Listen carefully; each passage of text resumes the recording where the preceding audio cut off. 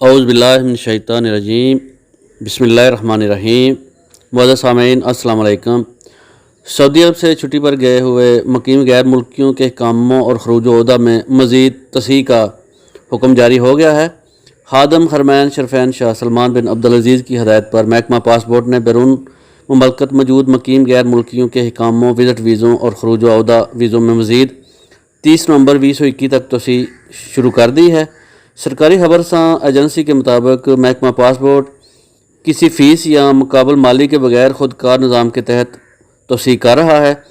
वज़ीर ख़ज़ाना ने कोरोना वबा से मकामी शहरियों और मुकीम गैर मुल्कियों की सलामती को यकीनी बनाने की कौमी पॉलिसी के तहत इकामों, वीज़ों और न्यू वीज़ों में तसीह के अहकाम जारी कर दिए हैं। बैरून मुमलकत मुकीम गैर मुल्कियों के हिकामों और खरूज ओहदा विज़िट वीज़ों में तसीह खुदकार निज़ाम के तहत शुरू कर दी गई है।